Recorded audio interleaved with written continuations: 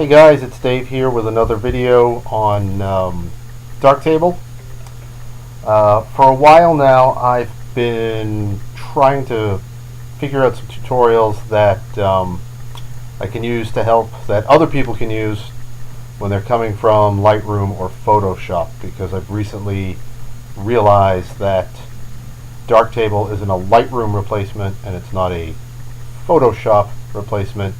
It basically has everything a photographer would need from both of those applications, with some exceptions.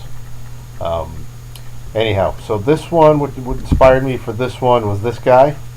His name is Peter McKinnon. If you've never heard of him, I really hadn't either, but I've seen a lot of his videos come up on petapixel.com and other photography blogs. I'll link to this one in the notes, but you should watch it if you can deal with his high energy. And what I'm going to try to do is duplicate what he's done in this video. The reason I picked it is he's got 764,000 followers and I have 100, and this video's got way more views than any of my videos ever had, so he's somewhat of an authority in photography, video making, and Lightroom. So here we go, we're going to dive into it. One of the first things he talks about is how affordable Lightroom is. It's $10 a month and you get Lightroom and Adobe and Photoshop. We all know darktable is free, but I would encourage you to invest in the developers of it.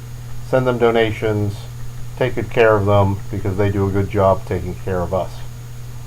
The next thing he talks about is how you can do ratings in the library view. This is darktable's version of the library. We call it the light table. I use it in file manager mode, which I don't have enough here. Let me grab something interesting with a lot. So this had a lot of, this was a graduation party some friends of mine asked me to shoot, so I did that. Scrolling up and down brings you through all of the pictures in the film roll. If you hold down Control and mouse wheel up, you zoom in on whichever picture you're hovering over. You zoom out by mouse wheeling down. If you like the light table view, scrolling down zooms out. You Control and mouse drag so you can take a look at your whole thing. Then you can control and zoom in. So you get the idea. I'm a big fan of File Manager. Anyhow, these were the pictures I chose to sort of duplicate the video. So he talks about being able to star rate them. That's no problem. As you can see, you've got some with 1 star, 2 stars. All you have to do is, what I normally do is I Control, scroll in, hit Tab, and I can assign my star ratings.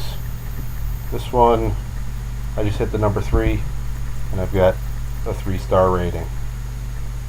You can go back to 1 or 2, whatever you want to do. That's actually pretty easy, and I've gone over that in other videos. Let me grab my list and see what he did. Oh, my wife's sending me stuff. So he talked about white balance. White balance is pretty easy. Let's grab this one from that graduation party I shot. White balance, the default is what you set in the camera. And there's also camera neutral, which doesn't make a big change. Spot would be the equivalent. Oops.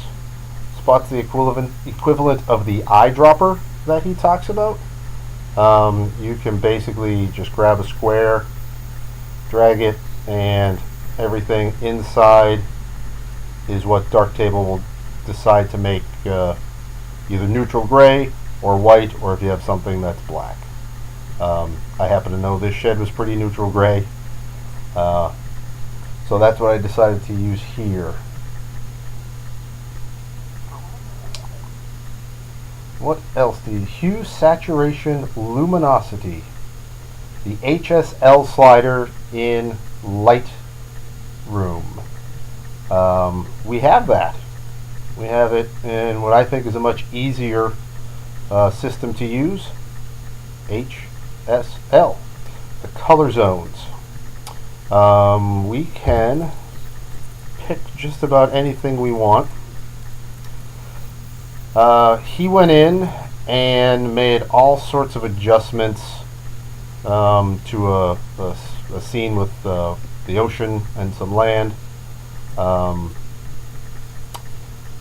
So basically, to sort of duplicate what he did, we can create a new instance, and I'm going to turn it on, and let's say we want the sky more saturated. Instead of grabbing the target like he does, we grab the eyedropper, and we can click anywhere in the picture, and this black line where it intersects with this is everything, is the average color in this square. So if I want to oversaturate the sky some, I can grab these to help make my adjustments. Let's say I don't want to do anything in the reds. Move that out a little bit for the blues. Mouse wheel down, or excuse me, mouse wheel up to make the circle smaller, and then I just drag this up, and I start to saturate the sky. Double click to return. He talks about changing the color. So right now you can see it's sort of a light blue with a little bit of red into it. So I want to make it really blue, I just grab it and pull it down into the blues. And then if I want to saturate that more, I can just pull this up. Picked up a little bit of color down here that I didn't see before. Now I've got some clouds. That's interesting. And then lightness. Basically any of the colors you want. Let's say I think this red is a little too bright. So I click my square on it. This is where that red is. I'll slide this over so I can grab as close to it as I need to. And I'm going to make it lighter. Oh, and I went very light on it. Bring that back. I want to decrease it just a little bit. There we go. So everything that they have in their HSL sliders, which takes up, I don't even know, it's a huge part. They don't know what tabs are. They just have a long list that makes everything longer and longer and tougher to use. So that's the HSL tabs. The next thing he did, I hit L to go back to Lightroom. He painted on some exposure. Like, this is something super fantastic. But I'll go ahead and do it. I'm going to grab a drawn mask. I'm going to grab a brush. So you can see the inner circle is 100% of the adjustment, and it gradiates, or it feathers out from the edge of the circle to the dotted line from 100% down to 0%. So Brody here is a little underexposed. I'm going to mouse wheel up to make the brush smaller. I'm going to hold down Shift and mouse wheel down to unsoften it some. We're going to go to about there.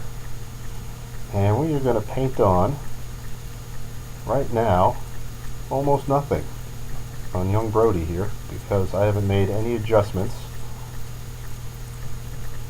to the exposure. I'm just painting on the mask.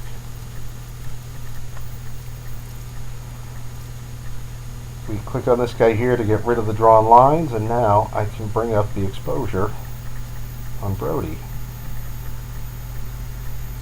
There we go. Made him a little bit brighter. Without the drawn mask, we can right click to lose it. We want Brody to come up to a good spot in exposure, obviously all of this gets blown out. So we can also make a path, something that they can't do. I'm terrible at making paths, forgive me, and this is going to make the video probably longer than it needs to be, but right click to finish. If I get rid of it, that looks terrible. So mouse click once, mouse click twice, and now I'm going to mouse wheel down to pull out the feathering. I probably went a little too far. Come down a little bit. Anyhow, you guys get the point. I'm no mask master when it comes to drawing paths, but that helps Brody look a little bit better compared to the rest of the shot. Alright, next on my list. Oh, so another thing that he does, so now we've got Brody done. When in Lightroom, you create an adjustment brush. And that adjustment brush has just about everything, I think, in their basic panel, and then some that you can make adjustments to. Some people think that we can only paint on exposure, and if we wanted Brody to have a little more contrast, we'd have to paint that on again.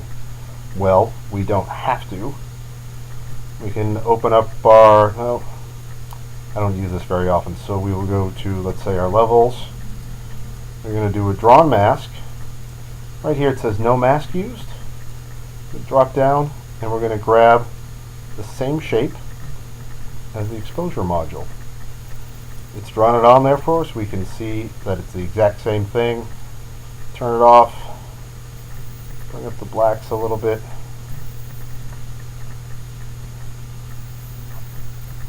So now we can make Brody brighter and give him a little more contrast. But the only thing we can't do is a white balance adjustment within that. For that, you can come over here if you need Brody to be a little bit warmer. You could maybe bring up the yellow in it a bit. Oop. Helps to actually throw in the drawn mask. So you can see exposure and levels. I'm going to stick with exposure. I'm not sure why, but I think starting off with the one that you start applying it to the same drawn mask that you started with seems to be the right way to go. So I'll go ahead and hit that and go to saturation and add a little yellow. Do we get anything noticeable? Maybe not. Anyhow, you get the idea. Any other module that you want to now apply to this drawn mask, you can. If you want to turn up the vibrance, grab it from exposure and blast it. Let's see what we can do with Brody's shirt. Not bad. Anyway, you get the idea what you can do there. You can apply multiple adjustments within that single drawn mask. You just have to go to the different modules and choose that mask again. Alright, the next thing he did was what I think is completely silly. Back to light table. We're going to bring in this picture of the Blythewald mansion at the Blue Hour. Would have been great if all of these lights were on, but I couldn't get that. So I'm going to grab a new exposure instance. It's going to be a drawn mask, and in the video he uses an oval. I'm not sure why he uses an oval, but he uses an oval. We are darktable. We can use a path. So if I want to make it look like this window is lit, let's see. This will probably be terrible. He even says it's a pretty hacky way of doing what he did. And I agree with him. This is going to be difficult because I've got so much white around it, but maybe I'll do something that he can't, which is a drawn and parametric mask. So he boosted up the exposure to make it look like the lights were on. Maybe that's doing something, I'm not sure. I'm going to pull down the highlights. Let me turn on the mask so you can see what I'm doing. Pull those whites out of it.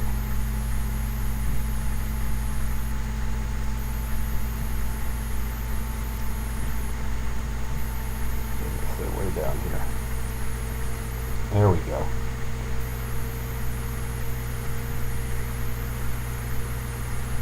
So now I'm just affecting the darkest pixels. A little bit of a blur. Well, it doesn't look like I made it very bright. But he then went and gave it some color. So drawn mask from exposure. Let's see if I can't make that a little more yellow.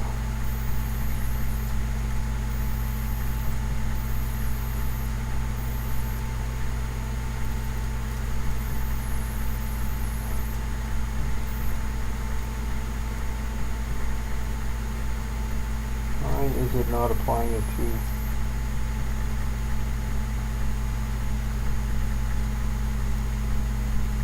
Exposure.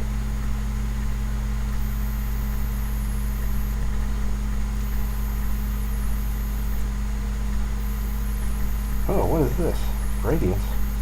Did I do that? Oh, it's exposure 1. That's why. There we go. Sorry about that, guys. So now we can see, did I make it golden light? This is obviously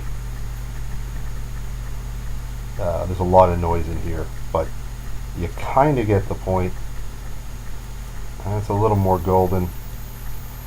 Now, if I wanted to duplicate it like he did, I come back to my exposure 1. I can just grab another path and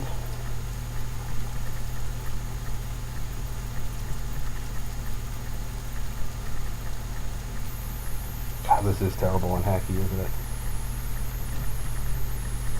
Anyhow, you guys get the idea. Oops. I can turn the lights on in a room if I want to, if I had a better photograph, but we can do it a whole lot better because we can make a path which can have corners. Why you would use an oval in that case is beyond me, but that's Lightroom for you. Alright. Next he goes on to let's see, Lightroom. He talks about making a picture look washed out, raising the blacks, giving it that old-timey look. You guys can figure that out if you want, but I'm not going to bother doing that because I think it's a terrible thing to do to a perfectly good picture. So I'm going to go right to export for Instagram. This was seemed quite painful to do on Lightroom. So we go in, we bring up these girls. If we want to take up all the space like he claims, we need to use a 4x5 crop. So we will turn on crop and rotate. We will grab original image, go down to 4x5 and give it a turn, and now we've got a 4x5 that Instagram likes so much, so you can fill up, max out your spot. There we go. L to go back to Lightroom. So then you can, export that. That should be easy enough. We should know how to do that. He uses a Mac, so the next thing he does is share this picture that he exported directly to his iPhone. I am assuming most of us on here are on Linux, but some of you may be on Apple products. Power to you. Go ahead and share that just the way you want. I use Android and Linux, so I could use, you guys use, what's it called, AirDrop. We have an app called AirDroid. Does the same thing. It's just not native and built in to our operating system. So what's left? Hold down Alt for overexposed warning. That's a good one. This is not something we might have gone over. Let's use Brody here. So if you hit the O button or this icon right here, everything in red is blown out. That means the camera recorded no information. And anything in blue is lost to black, meaning the camera, there we go, lost. You can lose that information to pure black and to pure white. So again, that's either the O key or this icon right here. And hit F for full screen. If you are in the dark room, you can just hit Tab. Oh, let's fix Brody. That looks terrible. And if you are in the Lightroom module, again, hit Tab. You can control, zoom in, and see everything. Takes it a second on my machine to come into focus. Side by side and snapshots. That is something we can do in darktable, in darkroom. Click here to get rid of that. So let's say we want to see how everything looked before we made any changes. So here's Brody darkened out. Take a snapshot. So this is demosaic at 7. Now we can come up here in our history. These are all the edits that we've made. We click on it and we've given a bar so we can see our before and after. And we can turn it and slide up and down. I don't think we can zoom in. We cannot zoom in. We can only zoom in on the active layer, I guess, the active picture, which is not the one that we took a snapshot of. So when we're done doing this, boom, we're back to just our exposure. So there you guys have it. Again, I will link to this video. The guy's a bit high energy, but if you can deal with them and get through, you can see a lot of basic stuff that he does and some sort of advanced stuff we can do quite easily without spending $10 a month, but you absolutely should support your darktable developers. If you liked what you saw here, I'd appreciate if you liked it or subscribed or shared it with someone. Leave a comment if you have questions.